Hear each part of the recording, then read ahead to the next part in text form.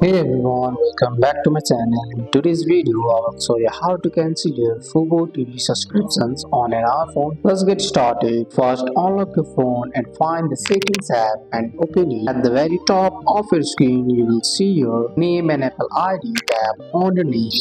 Next, tap on Subscriptions. Look through the list and find Fubo. Tap on it once you see it. Now you will see your subscription details. Tap Cancel Subscription. Apple will ask you to confirm. Tap Confirm to finish cancellation. And that's it. Your Fubo subscription is now cancelled. Important thing to know. Even after you cancel, you can still use Fubo until the end of your billing period. You won't lose access right away. Also, if you don't see Fubo in your account description list, that means you didn't sign up through Apple. In that case, you will need to cancel directly on the Fubo website using a browser. And that's it. That's how you cancel a Fubo subscription on an iPhone. That's all for today's video, guys. I hope you guys like this video. If you found this video helpful, drop a like, subscribe for more videos. Thanks for watching. See you in the next one.